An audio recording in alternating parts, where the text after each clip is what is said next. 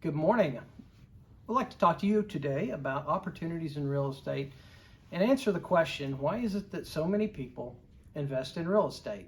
So let's get started, and I want to just right off the bat discuss some of the opportunities that I see and that we bring clients in and see them check real estate to see if it might be the investment for them, and we're going to compare it to some other investments and just have a discussion about real estate as an investment. So the first thing I want to talk about is why the 4 reasons that people invest in real estate. And so what happens to us is we get calls from people and they have some disposable income or they have some needs to pay for something in the future, and they want to build net worth. They have a lot of different needs that they want to satisfy that real estate might fill that box. And so the very first one that we look at and we analyze is income. So income in real estate generally comes from rents. And so we start to look at the investment from a rent standpoint and a net income standpoint and see that it just makes money. Does it produce cash at the end of the month? There is a lot of people, most people prefer to have income at the end of the month. So that's the very first one, is income. The second one is appreciation. Appreciation is an increase in value without any quote work. So this just happens over time. The appreciation that we generally see is highly correlated with inflation. And so we always say that real estate is a good hedge against inflation because of that correlation between real estate values and inflation. So during the time period that we're in right now, which is an high inflation period, those that have investments in real estate tend to do better. Those that are not in real estate don't do as well. It's really key right now to own your own home instead of renting. Renting is not as advantageous during inflationary periods, okay? So appreciation is the second one. So you have income, you have appreciation. The third one's not so simple. It's called value gain. Now, as opposed to appreciation, value gain takes the energy, the efforts, and the talents of the ownership in order to do something to change the asset to build the value. So in this particular case, maybe we're buying an apartment complex and we add a pool or we take a pool out. We add a park, we add some placemaking, we add a gate, or we take a gate away, or we add some parking, remove some parking, redo sidewalks, remodel, anything that we can do to increase the value, to increase the rents, because increasing the rents will increase the value. We call that value gain. That is the work that the property management does in order to increase the value. Okay, so now we have income, we have appreciation, and we have value gain. The fourth one, you don't see nearly as much, and that is the value that you gain in equity. And I call that equity gain. Okay, so the payment that you pay is your principal and your interest if you have a loan on the property. And so the principal is called equity, and that goes on your balance sheet as an equity gain. The interest that you pay will be deducted on your financials and your cash flow. So the principal is the part that we're talking about here, and we call that equity gain. All right, so we have the income, we have appreciation, we have value gain, and we have equity gain. Those are the 4 reasons that people invest in real estate. So it's up to us as real estate brokers, or us as property managers, or if you're an investor, then you need to analyze your needs. So the property manager, the broker, is going to analyze the needs of the client to try to figure out which one of these things best fits their situation. Because then what we can do is we can go and we can look for investments that will actually produce income, appreciation, value gain, and equity gain. So that's sort of the game that we're playing here, is to try to figure out and try to fulfill the needs of either ourselves as an investor or our client if we're a property manager or a broker. All right, so there are also assets that we could purchase or put our clients in that would actually fulfill all four of those. And so maybe that's their desire, is to do all four. So you think, why would somebody not want a lot of income, and why would they want appreciation? Well, that might be a tax reason. There are some tax advantages to deferring that income and not collecting that income in the way of income, net income, and foregoing that in the way of appreciation for tax reasons. So the next thing that we talk about in this discussion is the Great Recession that we went through in 2008, 2009, 2010, what that did to the market. And then I want to talk a bit about sort of the pandemic period that we just came out of. So what we saw during 2008, 2009 is we saw what we refer to as a bubble. A bubble is nothing more than inflated prices for, frankly, no fundamentally good reason, meaning that it won't continue. It's not sustainable. So what we found during that period of time is we had a run-up of values, and it wasn't sustainable. It wasn't justified by rents that we were receiving. And so what happened was values decreased. And when values decreased, people couldn't service their loans. And a lot of that real estate went back to the bank, which caused financial failures. And we called that the Great Recession. That was frankly caused by low interest rates, trying to solve some problems that were created in 2000 in the dot-com crash. They were trying to come out of that recession. They did so on the backs of real estate with low interest rates. The low interest rates caused the housing bubble. The housing bubble caused the financial crisis. So we had this circle come full circle and into the pandemic days. The government put a lot of money into the market or into the society, into people's hands in the way of gifts, basically, to try to prevent us from going into a recession and to have what they were referring to as a soft landing out of the pandemic. What that caused was it caused a lot of money in the market, and so a lot of people bought real estate, and so we again saw inflation. And that inflation we see with increased prices in rent. We see that increased prices in real estate, and made markets completely unaffordable. So right now, today, if you ask me to evaluate where we're at in real estate, I would say that we've created an unaffordable product.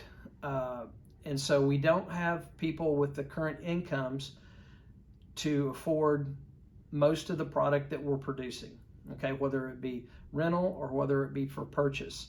And so we have this mismatch going on right now in the market that will eventually, hopefully, correct itself. Either we're going to end up getting higher incomes, or we're going to adjust the prices to match the current incomes that people are receiving.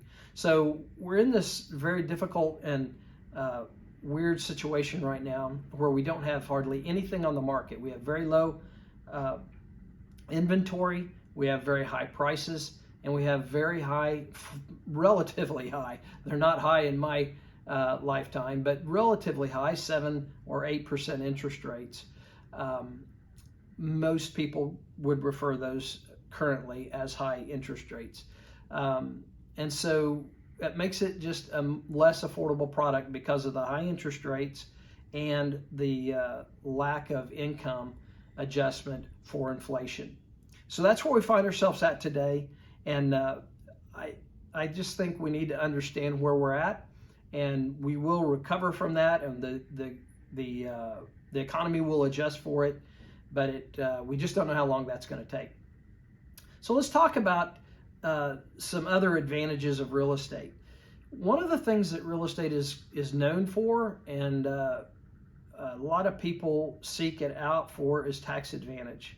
Right now we have some really cool things going on in real estate that are really helping people with capital gains. A capital gain is a tax that you pay when you sell a capital investment, whether it be stocks, whether it be real estate, oil, whatever those capital assets are. If you sell those, then you have to pay capital gains. Well, there is ways that you can avert paying those capital gains and defer them, and one of them is called a 1031 tax deference. And so we could do that, and we can invest the money that we invest. We can take the money that we made, the profits that would be taxed as a capital gain, and we can invest that money into another real estate, what we call a like kind investment, into a real estate play, and then we don't have to pay that tax. So that's one way. It's called a 1031 tax deferred. And so that's one way. A second way that's relatively new are opportunity zones. Opportunity zones, you can do something similar with capital gains. When you sell a capital asset, you can take those monies and you can invest those in designated opportunity zones. Those were zones around the United States that were declared in need of investment. And we actually have some in our region, Oklahoma, Texas, Arkansas, that are pretty lucrative, that are pretty nice investments that you can put money in. So that's a second way. So you got the 1031, you've got opportunity zones, and then just in general with real estate, we're able to deduct our interest payments from our income before we pay tax on it. So those are advantages. And then the investments that we put into the asset itself are deductible in taxes. So it tends to be, real estate tends to be a tax shelter that people enjoy. The second way is we use it as collateral. This is the only asset that I really know of that I could point you to that you could buy and utilize the asset as collateral for the loan. And so, you know, you can actually buy an asset and only put down 20%. And so then you have, you put down the 20% and then you can borrow 80% from a bank possibly in order to make it. And then they'll use the asset as the collateral or the security for the loan. So that's the second way. So you got tax shelters, you got collateral usage of the asset. The other thing, land is tangible.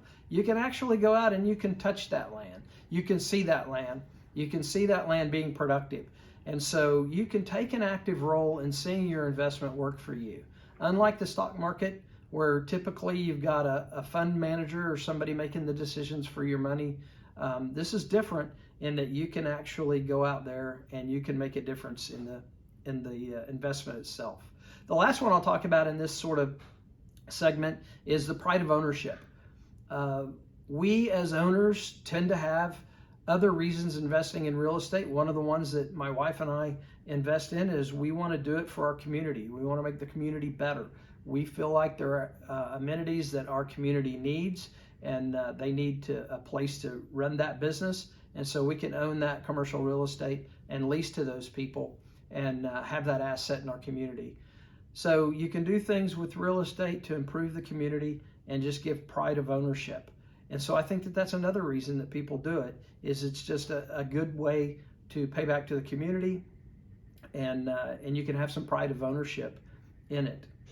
Well, what about the disadvantages? So those are some advantages to real estate. What about disadvantages? There are some. In fact, there are many. The first thing I would talk about is just the overall inefficiency of the real estate market. When I say inefficiency, what I mean is the closing process. It's expensive. You have a lot of commissions, you have closing costs, you have insurance, you have things that you have to do at closing to transfer the ownership or convey ownership to the new owner that are quite expensive. Surveys, all kinds of things that frankly you don't have in other investments. So it makes it expensive, it makes it inefficient, it makes it take a long time, and just increase your risks. The second one I would just focus on are those transaction costs. Well, what are those?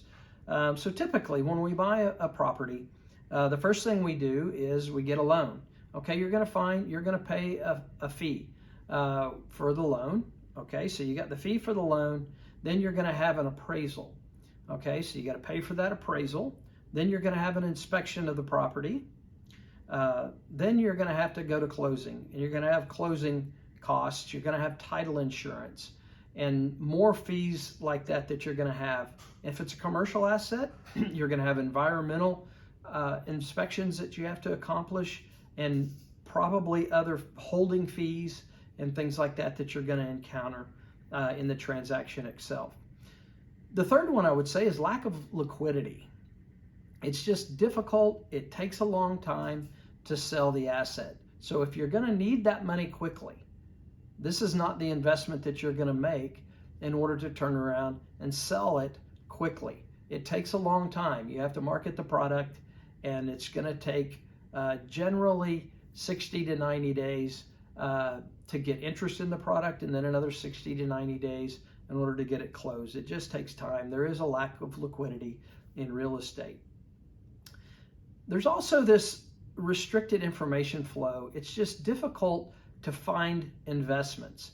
You're relying upon brokers generally, very difficult to use sort of databases that are out there. It's a very scattered market, and so it's not easy to go to one place to find everything that's for sale that you would find appealing. So it's difficult to find that investment that you're going to find attractive. And that's the role of the broker. And so the broker needs to be able to have that expertise to help you, to listen to you, and to go out and find that. And not that easy to find. And then there are just a limited number of buyers and sellers in any market. So it just makes it lack of transactions. There aren't that many transactions for us to choose from. So those are some of the disadvantages. It's a long-term investment. We make money over time in real estate. It takes time in order for us to pay down the debt, and we're going to have expenses and interest in that. So it makes it a long-term investment to capitalize on that appreciation that we talked about. And so it's really the time and investment that really will be productive for you. Then we have management requirements. This, unlike a stock, will require somebody to manage that asset, whether it's you or whether you hire a property manager. At any rate, you've got to manage the property manager, or you've got to manage the asset. And so it's not going to be something that doesn't require any time. So there are management requirements when it comes to real estate that I would consider a disadvantage. Property hazards. We just had a big windstorm that caused a significant amount of damage to roofs and to structures, and just the amount of money that it costs to clear the debris from the trees. And so we don't think about even not necessarily that severe storms causing damage, but they do. So we have what we call property hazards, things that happen: tornadoes, hurricanes, floods, fires. All those types of things will impact these assets that we have to watch for, and we have to be careful of, and just protect ourselves by insurance. Government restrictions and legislation. This is something that changes rapidly. We're going to see in the future changes in tax code. We're going to see changes in municipal code. We're going to see changes that are going to affect the ownership of these assets. So we need to understand going in that this could happen. There could be changes in zoning. There could be changes that would change our investment and possibly even our profitability of the asset. So we need to understand that real estate has some effect by government restrictions and legislation. And then just change itself. We're going to see a lot of change. Those of us that invested in office products coming out of the pandemic it has not been a very profitable venture. And the reason is because people during the pandemic went home, and so we adjusted our workforce to a model that people worked from home. They are coming back. They are not coming back totally. We're going to guess that somewhere maybe 80% of them have come back.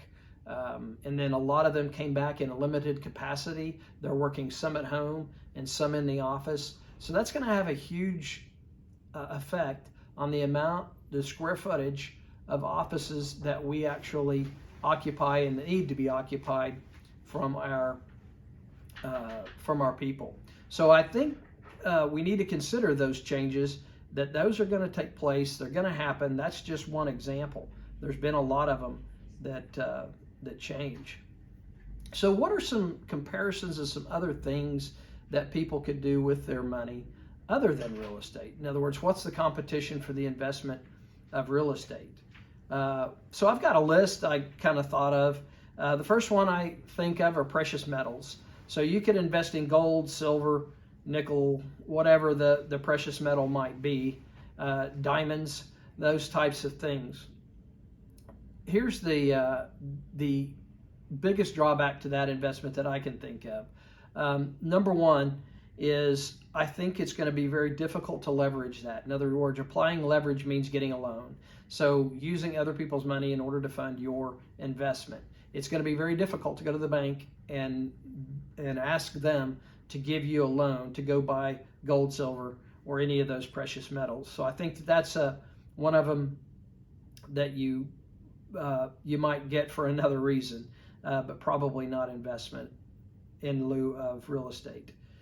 Investment in self. I like this one. You might take that money and you might get a degree. You might get a certification. There might be something that you could do to make yourself better, make yourself more competitive in the marketplace or in your career, or something that you could do for the money. That one, I think you can make a justification for, and how much more income you could get than what you're able to get in rents off of a real estate product. Bonds. Certain time periods, bonds make a lot of sense. Other periods, they don't. So at times, these might be pretty decent alternatives to a real estate investment. But I will tell you, you would nearly have to compare that to a cash investment that you would make, because you're not going to get a loan from a bank on a bond.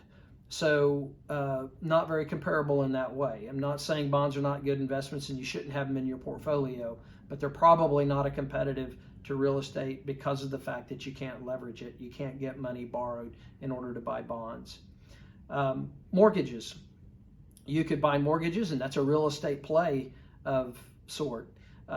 So mortgages might be a good idea. Again, you're going to use cash in order to buy these, and then you're going to get interest payments on those mortgages.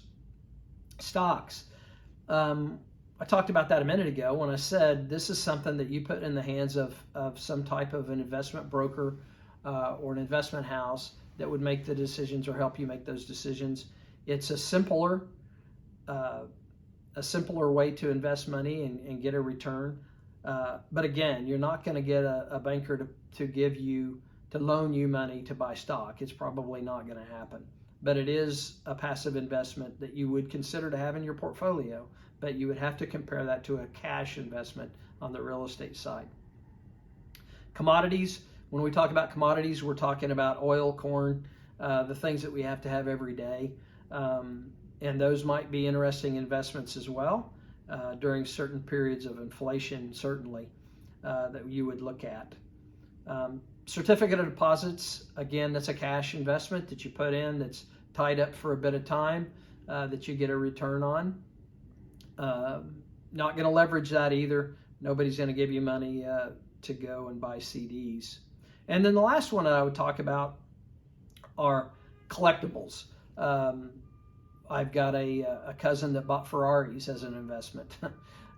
There are some investments. I've bought some things, collectibles. None of them have been terribly good investments, but they have been fun. So there are advantages to a collectible that you might take an active role in, that might be fun for you and be an activity for you and your family or with somebody that might be fun. But again, all of these, or I would say none of these, are really, in my opinion, a competitive investment to real estate. Real estate stands on its own for those reasons that we talked about earlier, those 4 reasons, which are income. You can get income from it via rents.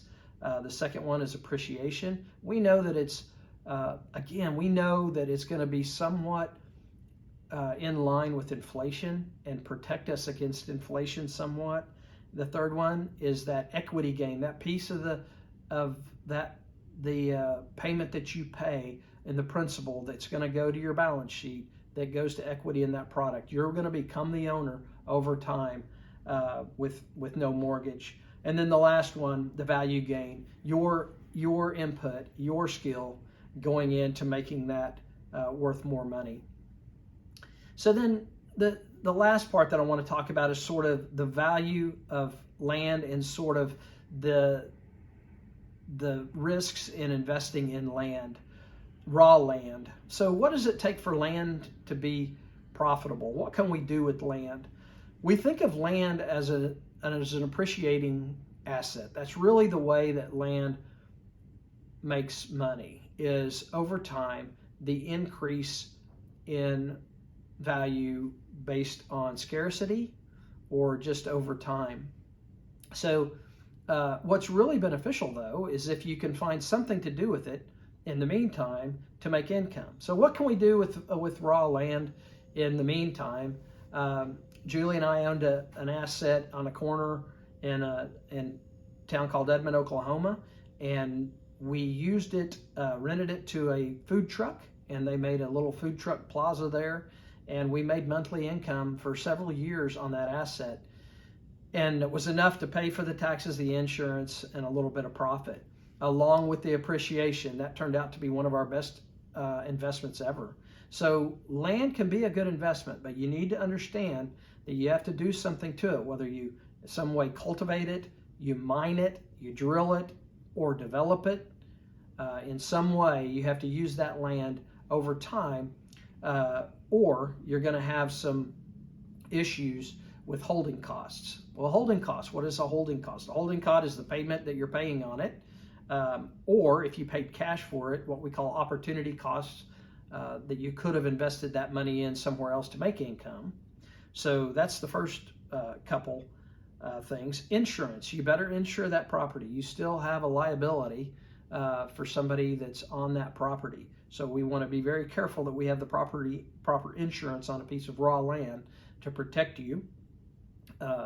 So those are sort of some of and then the taxes. You got to pay property tax on it. So you got property tax, insurance, and opportunity costs that you could have done somewhere else to make income. So think about those when you buy raw land. And when we buy raw land, how do you know where to buy raw land? You know, how can raw land be a decent investment? This is where we go into and start thinking a lot about working patterns. Where do people work? What causes people to increase in population in certain areas? And traffic patterns. Where do the roads go, the sidewalks go, the bicycle lanes go? What type of activity counts do we have in different categories of transportation along that piece of land? Will determine what we could put there and what we can put there. Zoning, codes, those types of things determine the value of the land. And then ultimately, what would you do on that land as far as development? What would you put there that you could gain income, that you could sell it for additional money? So those are some of the ways, some of the considerations when we talk about raw land. When we talk about categories of land use, you're gonna see this going forward in your career in real estate. We'll talk about single-family residential. We'll talk about multifamily residential, which is typically apartments, commercial land, industrial land, and then also in commercial we have retail, we have office, special uses, and those types of things. So what are the things that we look at when we acquire property and do you need to think about and consider? Well, the first one I would tell you is the purchase price. You can't ever change the purchase price of something that you pay for. So that negotiation that you do when you buy the asset needs to be considered, and you need to take some time to figure out and analyze what you can pay for something that you can live with once you buy that asset.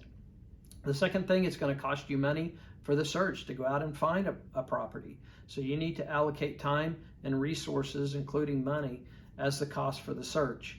That just means you're choosing a broker, using a broker, or whether you don't use a broker, it's going to be time and effort and money to find the particular thing that you make the offer on with that purchase price. Consider the cash price, and consider if you have the money or if you can pay cash for something.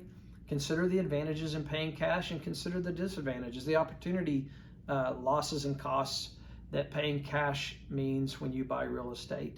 And then if you can't pay cash and that doesn't make sense to pay cash, what does the cost structure and the time look like in order to acquire the loan? When you acquire a loan, you're going to have a fee for the bank. Then you're going to have interest payments going forward, but you're also going to have to provide them with an environmental on the land, so that they'll go in and do what we call a phase one that will protect the lender and protect you once you buy that land going forward, if there ever was an environmental problem with that land. So that's one. Secondly, there's going to be an appraisal. So because this land or this asset, this building, whatever it is going to be used as collateral for the loan. So the what we call loan to value, LTV, is going to be a function. That's how much the bank is willing to loan you, is going to be a function of the contract price and the appraisal. And so we've got to get that appraisal, and that's going to cost some money and some time. So we've got to consider that when we're buying real property, is the appraisal. Taxes. Taxes, we've got to look at the property tax and see if it's in an opportunity zone, see if it's in a TIF. That's another thing that can have, which is a tax increment financing area. We'll talk about that more later. We'll talk about property tax later. We'll talk about a lot of these things later, but just in general, you need to consider property tax, interest that you're going to pay on the loan if you don't pay cash. You need to think about maintenance, the upkeep going forward on these things. We need to have some sort of a fund or resources available to do these things. Utilities. We need to understand what utilities are paid for by the owner and then by the tenant. And lastly, insurance. Insurance is one of those things right now that's getting very difficult, particularly in the United States. And so we look at what's the insurance going to cost, and then what's our deductible going to be. And you want to pick that proper deductible that will keep your premium as low as possible, but also protect the risk in the asset for you going forward. So those are some of the things to think about and to consider when acquiring real estate or real property. So we do what we call a feasibility report or feasibility study. That's just a study that will basically kind of consider everything that I've talked about this morning. So you want to be able to put all that into some sort of a report or a document so that you can look at it and you can analyze it and you consider, in the end, what else could I do with my money that would be an option. And we call that an option cost. So what else could you do? Now you can look at, after you put all this together, now you can say, okay, it does make sense to do real estate, or maybe I'd be better off by investing in the stock market or something else. But until you do that feasibility report and you consider all the things that we've talked about here, it just doesn't, you just don't know. Lastly, I want to talk about organization costs. In order to own real estate, you really need to set up some sort of an entity or an organization in order to hold those assets to protect you going forward from liability. You're going to have some legal costs in doing that. You're going to have some accounting fees going forward in doing that. If you're going to build something and develop something on raw land, you're going to have architectural, engineering costs, finance charges, closing costs. When you sell it, you're going to have disposal costs. You're going to have commissions in order to sell it. All these kinds of things are going to be wrapped up in this organization. And typically what we use is either some kind of a limited partnership or an LLC, are typical ones we see. Other alternatives that we don't see so much are S Corps and C Corps. So those are some of the entities that we'll talk about later going forward. So what I've done here over the last few minutes is just kind of give you some ideas of things that we're going to talk about more, and we're going to dive in and take a little bit deeper dive into some of these things. But I just wanted to kind of give you a brief overview this morning of some of the considerations and why people invest in real estate. So I thank you for your time, and if you have any questions, let me know. You can reach me at jdavidchapman.com, jdavidchapman.com. Thank you.